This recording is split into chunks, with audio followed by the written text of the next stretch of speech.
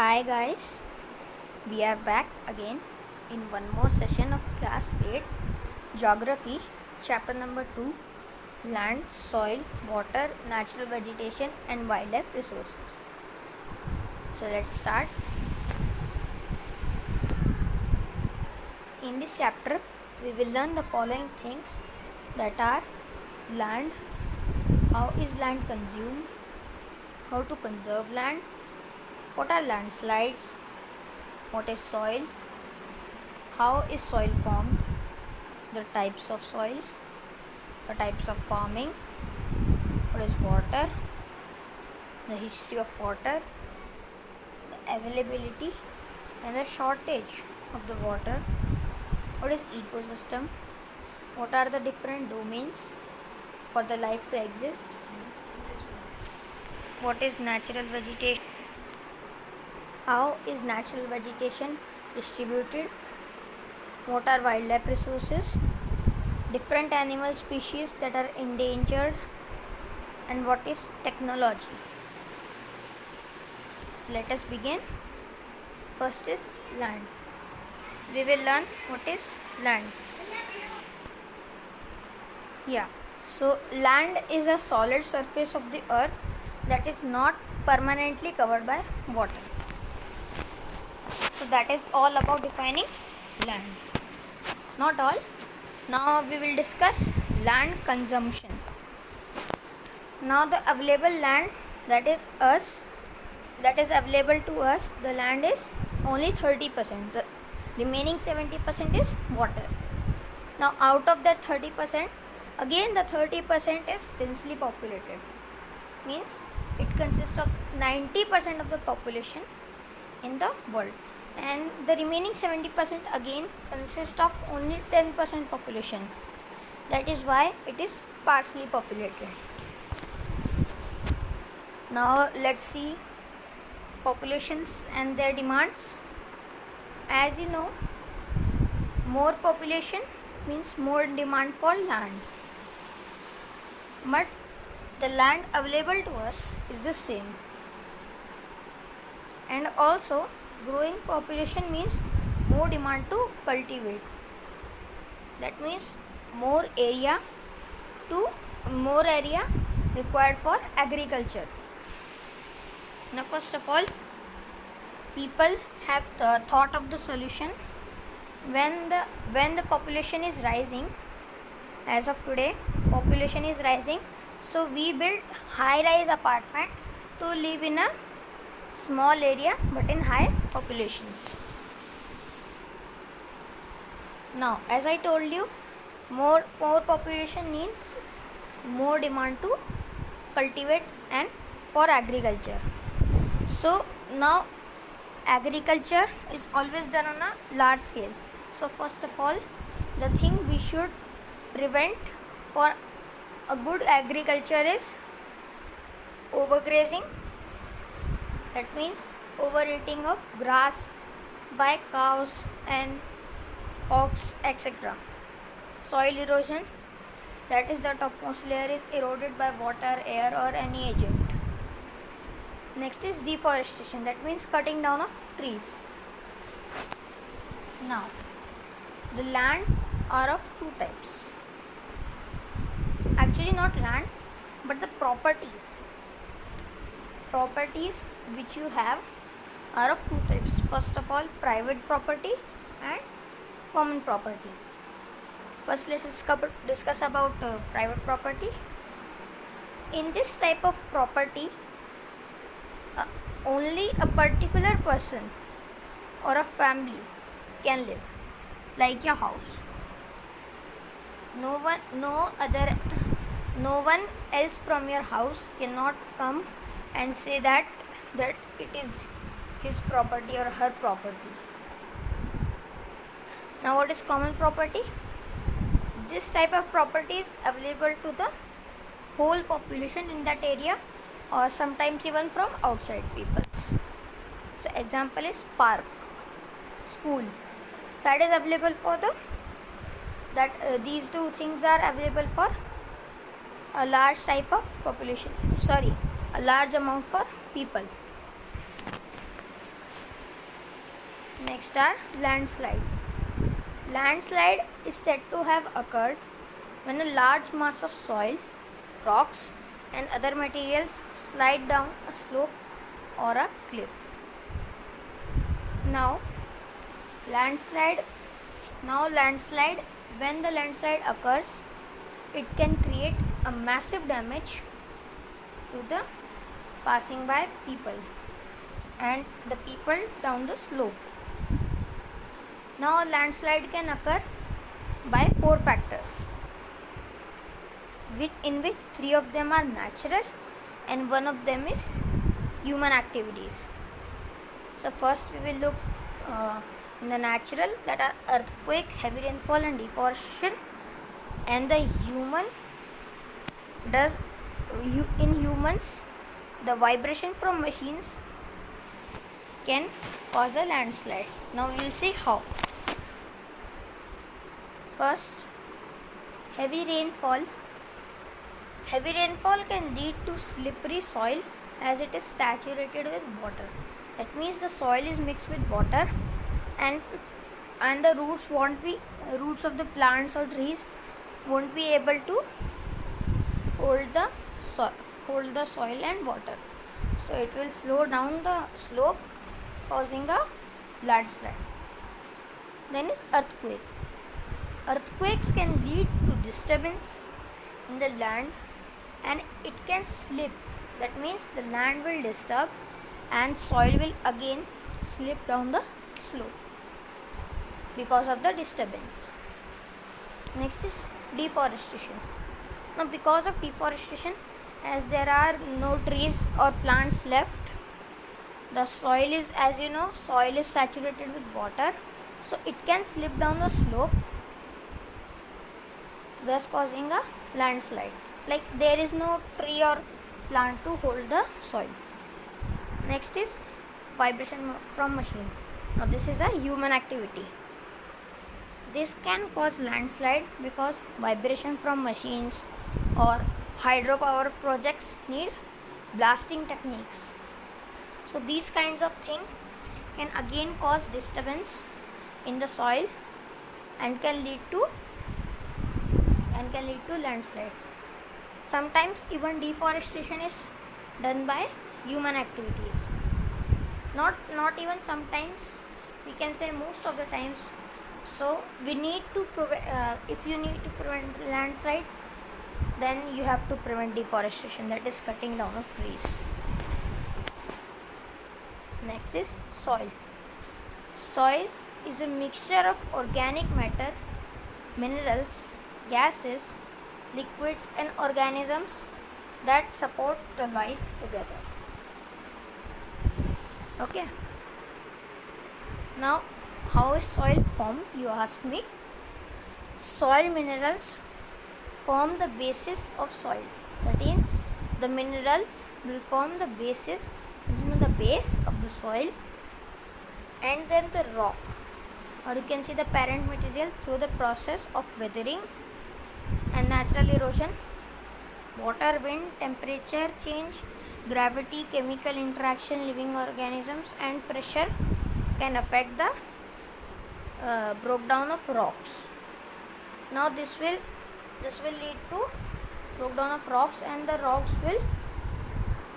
will become slippery, and gradually it will start forming the soil, and finally we have the soil formed. As we have learned about soil, let's see how many types of them are there. There are total of 6 soils.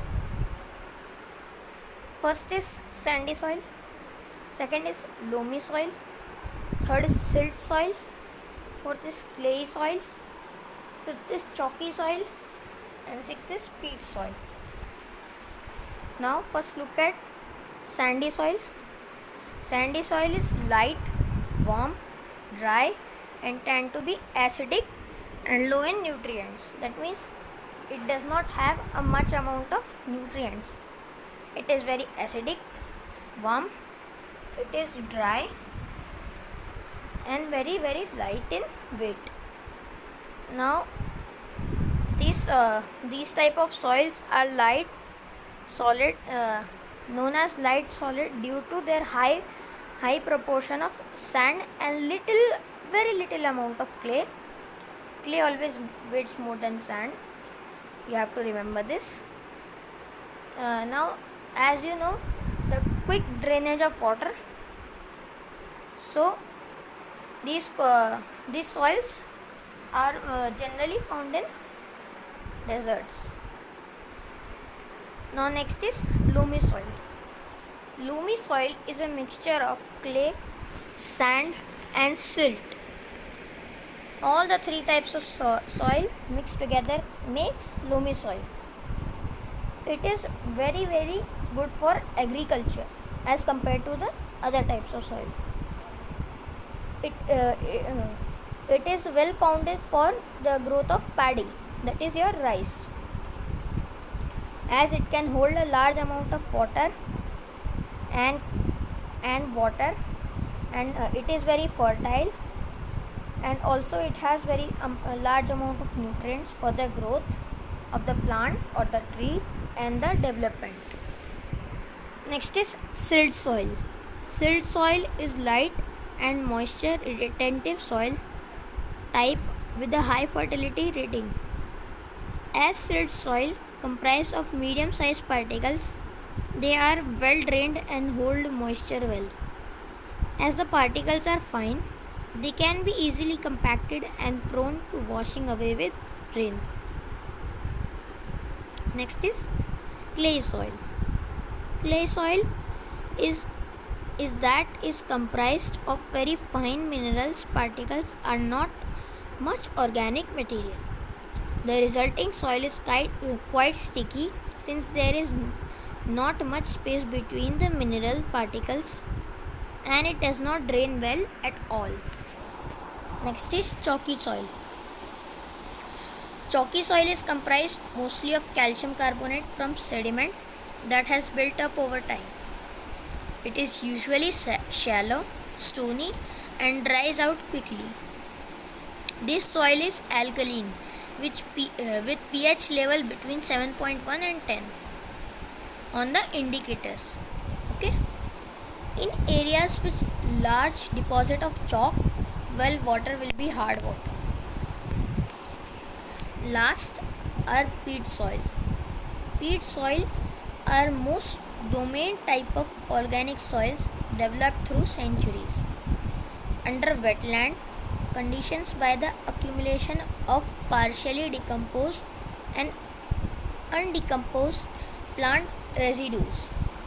Peat soil develops in several wetlands types including mires, that is bogs and fens, swamps, marshes and cocosins. Okay. Next are the layers of soil. Now layers of soil, there are total 5 layers of the soil. First is there are 4 layers of soil: A horizon, B horizon, C horizon, D horizon. That is, at the very top is the humus, and next the first layer of the soil is topsoil. Topsoil is often rich in humus and minerals. Now next is subsoil. Subsoil is very poorly rich in humus and rich in minerals. Weathered rock fragments, that is weathered rock or parent material. Little or no plant or animal life is found here.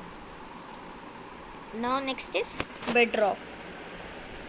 Bedrock is the D horizon, which only consists of only rocks. Next are the different types of farming. Now if you have ever gone to Darjeeling, you can see a tea farming that is done by step farming. Now what is step farming? Step farming or terrace farming, as you can say, in common hills in areas to check soil erosion through water current on the slope. It is nothing but a type of farming which consists of different steps which are known as terraces, or step is built on on slopes of hills and mountains. Example again I gave you as tea farming. Now next topic is water. Water is an inorganic, transparent, tasteless, odorless and nearly colorless chemical substance, which is the main constituent of Earth's hydrosphere and the fluids of all known living organisms. It is vital for all known forms of life. Even though it provides no calories or organic nutrients, it contains 2 hydrogen and 1 oxygen atom. Now let's see the water available to us. As I told you, water is present in the 70% of the whole earth. Now in that 70%, 97% is the ocean water. 2.97% is the water in glaciers, that is ice, and 0.03 water is the fresh water available to us. Now every type of water is not drinkable.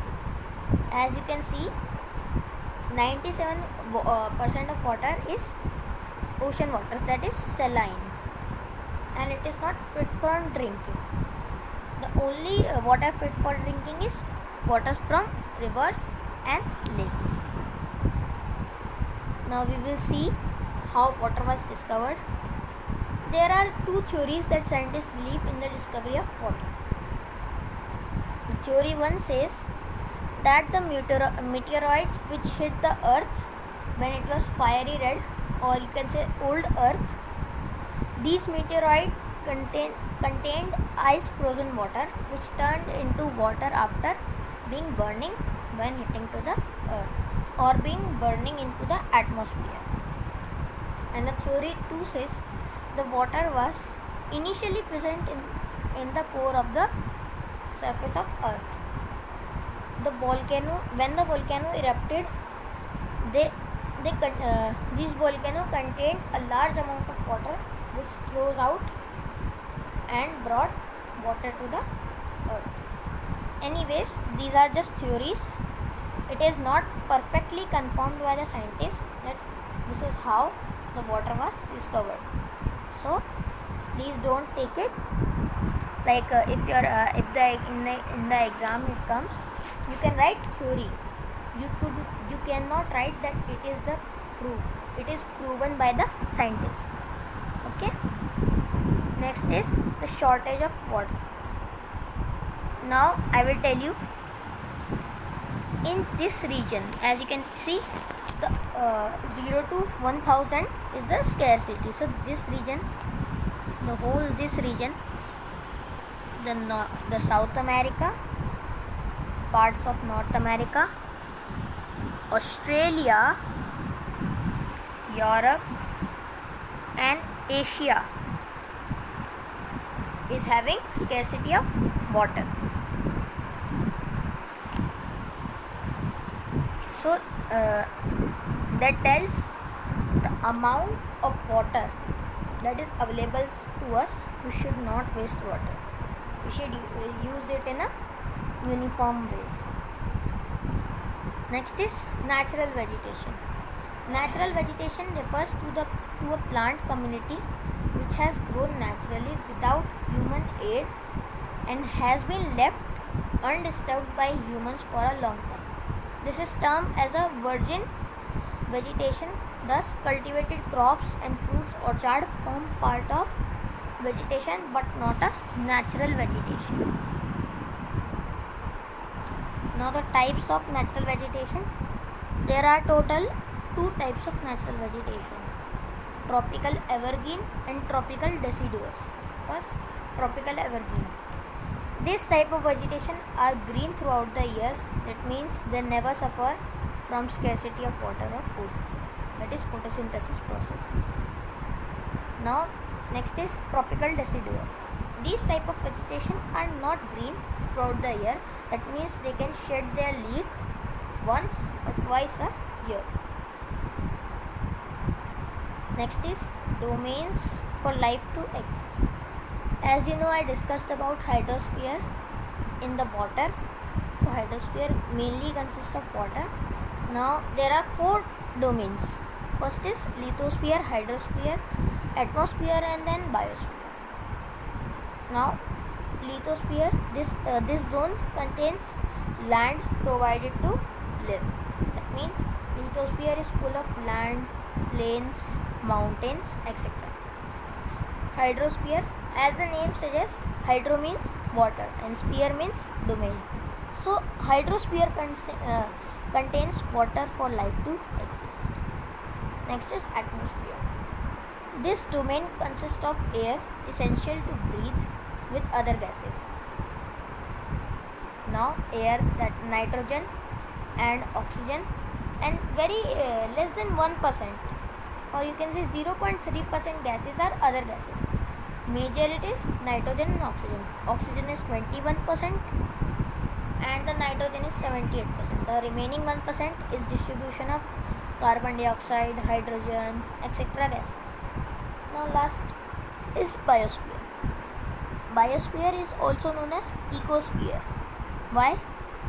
Because it is the worldwide sum of all ecosystem. It can also be termed the zone of life on the earth. Now, as I discussed in biosphere, it consists of all the ecosystems. So let's see what is an ecosystem. Ecosystem is a community of living organisms in conjunction with non-living components of their environment, interacting as a system. These biotic and abiotic components are linked together through nutrient cycles and energy flows. Next is vegetation distribution.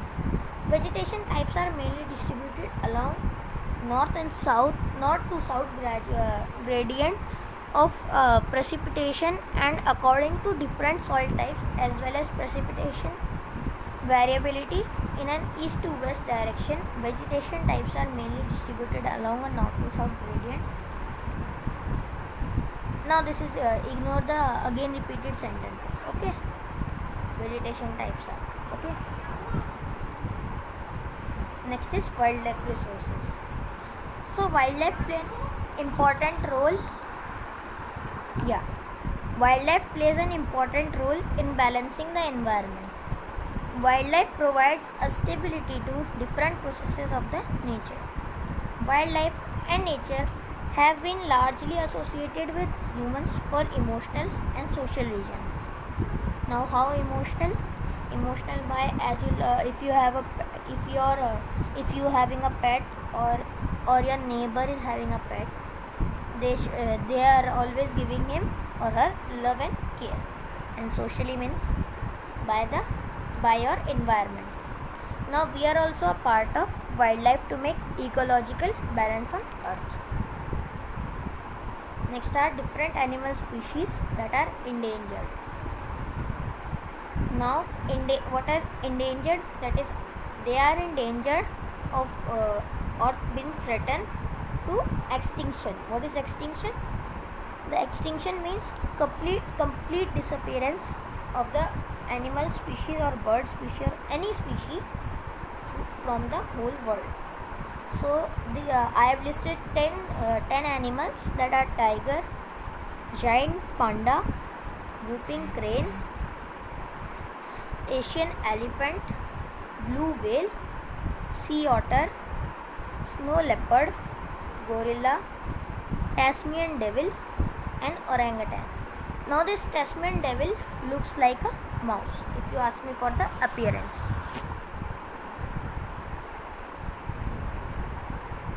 Next is technology. Technology is a sum of techniques, skills, methods, and processes used in a production of goods or services, or in accomplishment of objects such as scientific investigation. Technology has improved our lives so much that we can easily build the high-rise apartments, skyscraper, huge apartments that I talked about in the population and demand slide, etc. Okay, which I discussed. With technology, we can do most of the things in our daily life. So that's all for this chapter. Thank you and bye. Please like and subscribe my channel.